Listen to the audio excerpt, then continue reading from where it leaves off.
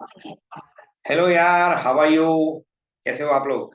चलो, आज मैं आपके सामने डिस्कस करने वाला हूँ कि आरबीआई की पॉलिसी के बाद बाजार का क्या इफेक्ट रहने वाला है। उससे भी अच्छी बात, हमको आरबीआई के बारे में पता तो होना चाहिए, ये रेपो रेट और रिवर्स रेपो रेट चीज क्या है। ठीक है, उस पर भी डिस्कस करूंगा। हाँ, बहुत सारे नॉलेज दुनिया भर की वेबसाइट में आपको मिल जाएंगे, बट एकदम सीधी और सरल भाषा में समझना है तो इससे अच्छा प्लेटफॉर्म आपको नहीं मिला, क्योंकि मैं ये सब चीजों से निकल चुका हूँ, बहुत उल जुलूल की हरकतें की हैं। But after spending so much time in market, ये सब चीजें कैसे सिंपल तरीके से समझाए तो आप लोगों को समझ पड़े, इसके ऊपर एक छोटा सा पॉइंट बनाया मैंने। तो चलो समझते हैं। तो रेपो रेट और रिवर्स रेपो रेट क्या होता है? तो सबसे बड़ी बात, रेपो रेट और रिवर्स रेपो रेट, ठीक है। ऐसा समझो कि बैंक है और एक आरबीआई है। जब आरबीआई इंटरेस्ट रेट बढ़ाती है तो क्या होता है? आरबीआई जब इंटरेस्ट रेट बढ़ाती है तो हमारी जो स्मार्ट बैंक्स हैं वो अपना पैसा किसे दे देती है? आरबीआई को दे देती है। और जब रेट घटाती है तो बैंक क्या करती है? अपने पैसे और बाकी के सारे पैसे भी वहां से ले लेती है और आप जैसे लोगों को दे देती है, यानी हम जैसे लोगों को दे देती है, ताकि इसका फायदा किससे मिल सके? General public. ठीक है। बट करंट सिनारियो के हिसाब से इन्फ्लेशन को कंट्रोल करने के लिए आरबीआई ब्याज बढ़ाती रहती है, ताकि हम लोग उल जुलूल के खर्चे ना करें, ओवर एक्सपेंडिचर ना करें, फालतू का इन्फ्लेशन ना बढ़ाए। ठीक है, हम we are responsible to hike inflation. तो हम आरबीआई को ब्लेम नहीं कर सकते कि आपकी वजह से इंटरेस्ट रेट बढ़ रहा है। ठीक है। आरबीआई बहुत कुछ डेटा देखती है, सबसे मेजर डेटा होता है सीपीआई इन्फ्लेशन का डेटा। उसके बाद वो इस डिसीजन पे आती है, तो जीडीपी को भी कंट्रोल कर सके, सीपीआई इन्फ्लेशन को भी कंट्रोल कर सके ना। व्हाट इज सीपीआई, इसके बारे में मैं पहले भी डिस्कशन कर चुका हूँ, फिर भी मैं आई बटन में दे दूंगा, इसका डेटा आपको मिल सकता है। फिर भी मैं बता दे, कंज्यूमर प्राइस इंडेक्स जिसको बोलते हैं, जो 1100-1200 गांव और छोटे मोटे सिटीज के हिसाब से लोग डेटा निकालते हैं कि लोगों का एक्सपेंडिचर बढ़ा है कि घटा है। ठीक है। अगर एक्सपेंडिचर, मान को राशन का खर्चा है घर का, या जो भी खर्चा है बेसिक चीजों का, खाने पीने का, वो घट रहा है तो सीपीआई इन्फ्लेशन का डेटा घटेगा। अगर वो खर्चा बढ़ रहा है तो सीपीआई इन्फ्लेशन का डेटा बढ़ेगा। जब बढ़ता है तो बैंक ऐसा करती है, इंटरेस्ट रेट बढ़ा देती है, ताकि ये सब फालतू के खर्चे थोड़े कम हो जाए। फालतू इसके लिए फालतू के खर्चे बंद हो जाए, ताकि जो मेन कोर्स है हमारा, जिससे हमारा घर चलता है, खाने पीने की चीजें, उसका रेट ऑफ इंटरेस्ट थोड़ा उसका आंकड़ा थोड़ा कम हो सके। जो रियल खाने का मतलब जो राशन का खर्चा है वो थोड़ा कम हो। ठीक है। तो ये मैंने मोटा मोटी आपको समझा दिया, फिर भी आपको बता देता हूँ कि कैसे हम इसको देख सकते, समझ सकते। तो एकदम सिंपल भाषा में चलूंगा, चलो स्क्रीन पे चलते हैं। तो क्या होता है repo rate, reverse repo rate? ठीक है।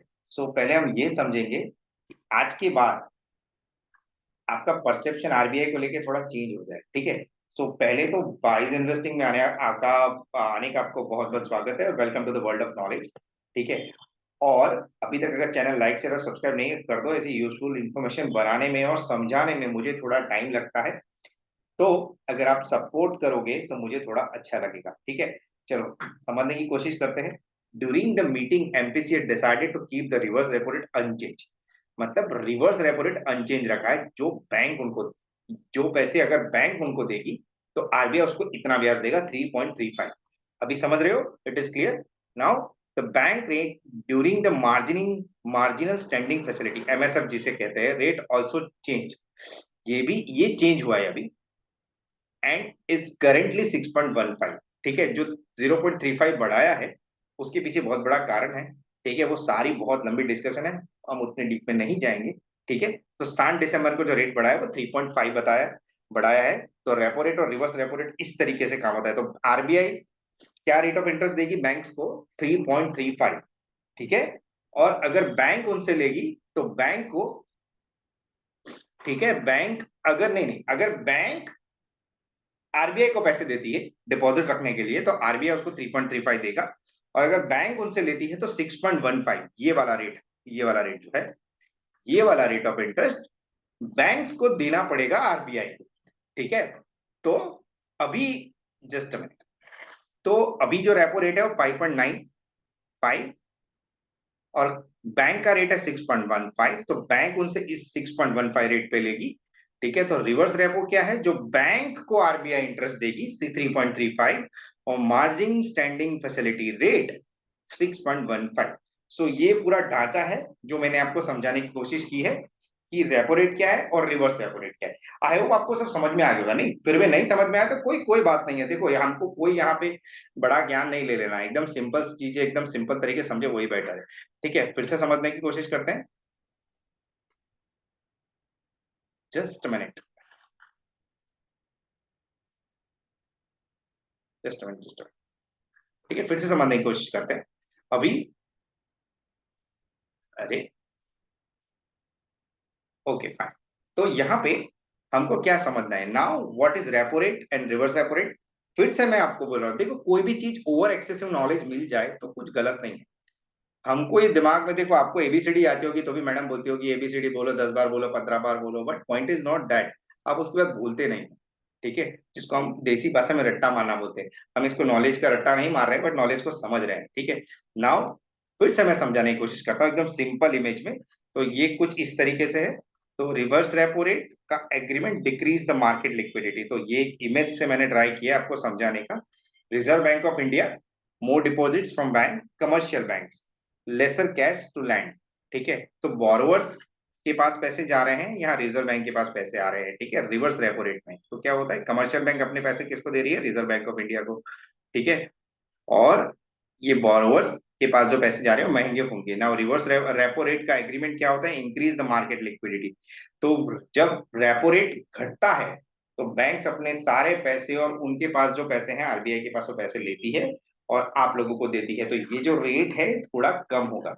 ठीक है, सो ये मैं एक इमेज में समझाने की कोशिश की है आपको। अभी आगे चलते हैं फिर से, और डिफरेंस क्या है इसका, जो सबसे मेन निचोड़ है वो इस इमेज में है। Difference between repo rate and reverse repo rate. तो एक सीधी भाषा में मान लो सेंट्रल बैंक, जो सेंट्रल बैंक है आरबीआई, ठीक है, वो लोन कमर्शियल बैंक को देगी। ठीक है, और बैंक्स अगर उनको देगी तो 8%। ठीक है, और दूसरा reverse repo rate central bank, ये मैंने पूरा एकदम सिंपल तरीके से समझाया है। तो मान लो ये सेंट्रल बैंक है, डिपॉजिट, और नीचे है 6% इंटरेस्ट रेट। तो कमर्शियल बैंक जब ही अपने पैसे सेंट्रल बैंक को देगी तो सेंट्रल बैंक उनको 6% ब्याज देगा, और जब बैंक उनसे ब्याज लेगी तो वो थोड़ा महंगा होगा। ठीक है, रिजर्व बैंक कम इंटरेस्ट देती है, बैंक ज्यादा इंटरेस्ट लेती देती है। ठीक है, सो इसका फायदा क्या हो, it is a rate of interest charge by central bank. Central bank उनको चार्ज करेगी। It is applicable on loan taken by commercial bank from central bank. मतलब जो भी सेंट्रल बैंक से कमर्शियल बैंक लोन लेगी उसका ये रेट ऑफ इंटरेस्ट रहेगा। ठीक है, अभी इसके आगे चलते हैं कि इन दिस रेट, अब रिवर्स रेपो पे आ जाते, तो रिवर्स रेपो क्या है, reverse repo paid by central bank to commercial bank. तो rate of interest paid by central bank to commercial bank. ठीक है, it is applicable on deposit made by commercial bank with central banks. मतलब it is, इसका मतलब फिर से समझाऊं आपको, it is a rate of interest paid by central banks. Central bank commercial bank को रेट ऑफ इंटरेस्ट चार्ज करती है। ठीक है, it is applicable on deposits made by commercial bank with central bank. जो सेंट्रल बैंक को commercial bank पर, जैसे axis है, एचडीएफसी है, आईसीआईसी है, जा रहे जब अपने पैसे उठा के जब रिजर्व बैंक को देती है तो रिजर्व बैंक उसको इंटरेस्ट चार्ज करता है। ठीक है, जिसको रिवर्स रेपो बोलते हैं। और जब रेपो रेट का क्या मतलब होता है, जब बैंक उनके पास से पैसे लेती है, राइट। सो ये मैं आपको इसीलिए समझाने की कोशिश कर रहा हूं बार बार, ताकि आपके दिमाग में घुस जाए कि इसका फायदा क्या है और नुकसान क्या है। फाइन, तो आई होप आपको ये समझ में आ गया होगा एकदम क्लियरली। नाउ इसका इफेक्ट क्या रहेगा मार्केट पे, हम ये भी समझ नहीं, how does repo rate affect citizen.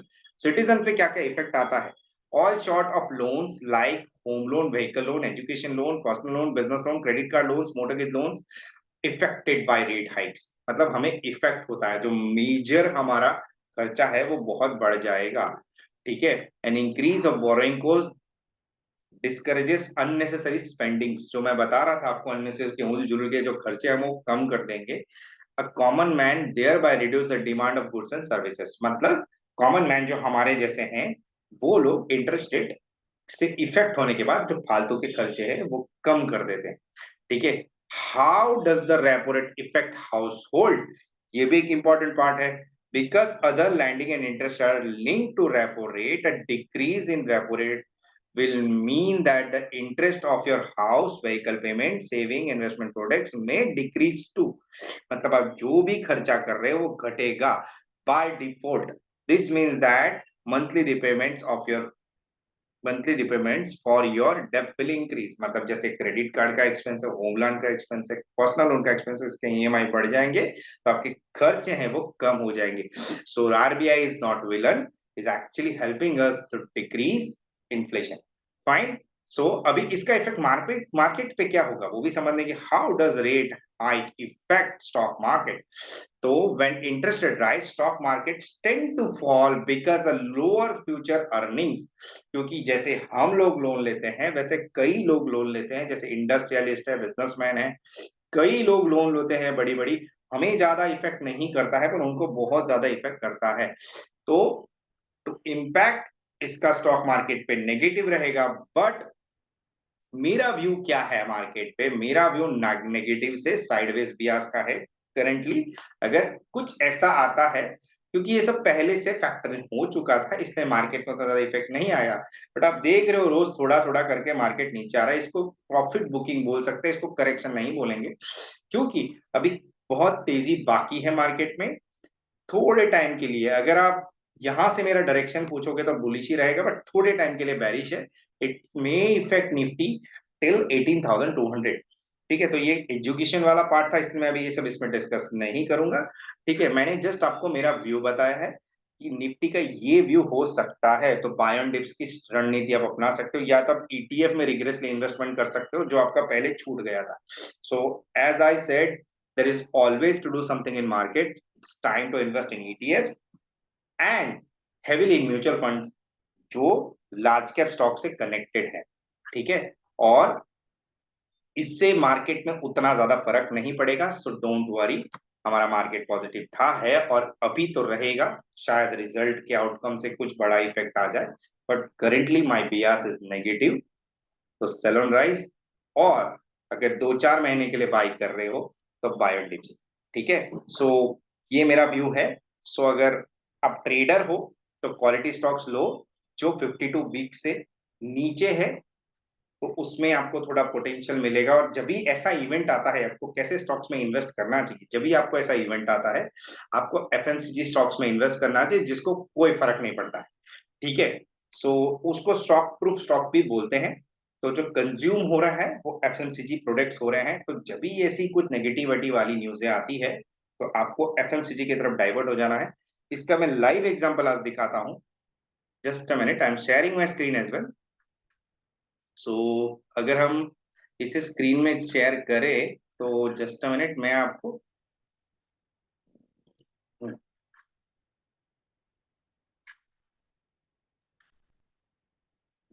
Just fine.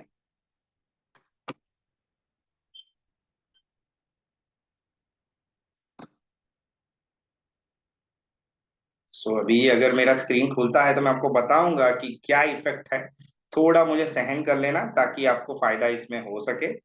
देखो, वैसे भी कई स्टॉक्स के रिकमेंडेशन से आपको फायदे हो रहे हैं, बट ये सारी नॉलेज वाली चीजों से आप एक अच्छे इन्वेस्टर बनोगे लॉन्ग टर्म व्यू के लिए। तो अगर आपको इंडेक्स के बारे में देखना है तो ऑटो इंडेक्स का नेगेटिव रुझान रहेगा, कमोडिटीज का भी नेगेटिव रुझान रहेगा क्योंकि सीमेंट, मेटल, स्टील का यूजेस घट जाएगा। और ऑटो का जबरदस्ती का कार लोन बाई करने का ब्याज भी थोड़ा घट जाएगा। इंटरेस्ट रेट कम होगा तब लोग कार लोन बाई करेंगे। तो ऑटो सेक्टर थोड़ा वीक हो गया है। अभी आपको सीधा सीधा कहाँ चले जाना है, एफएमसीजी पे, जो मैं आपको बोल रहा था। जस्ट अ मिनट, तो देखो FMCG index it's super bullish zone में। सो एज आई सेड कि आपको एफएमसीजी में डाइवर्ट हो जाना है, तो एफएमसीजी इंडेक्स का हाल देखो, इट इज सुपर। तो अगर आप इसको बाय डिप्स करना है तो बहुत अच्छा। वैसे भी मुझे लग रहा है आईटीसी यहाँ से आपको एक अच्छा रिटर्न दे सकता है। 260 नहीं, सॉरी, 360 365 मैंने ये चार्ट भी बना के रखा है। ये आईटीसी का व्यू है मेरा। दूसरा एक डाबर है, उसमें भी सेम परसेप्शन है। आप देख सकते हो कुछ इस तरीके से मूव, जस्ट मिनट, आपको कुछ इस तरीके से मूव दिखेगा। आपको दिख ही रहा है। वैसे भी अगर ये क्रॉस हो गया तो शायद और अच्छा मूव दे दे। ठीक है, सो ये डाबर का व्यू भी बहुत पॉजिटिव है, आईटीसी का भी व्यू पॉजिटिव है। इसके बाद मेरे को कोल इंडिया भी दिख रहा था थोड़ा, पर मैं अभी आईटीसी और डाबर पे थोड़ा बुलिश हूँ, तो आप ये स्टॉक ले सकते हो। So anyways, thanks for watching. And अगर अब अभी तक चैनल लाइक शेयर सब्सक्राइब नहीं किया तो मेहरबानी करके कर दो। थक गया मैं बोलते बोलते, है ना। चलो, थैंक यू वेरी मच।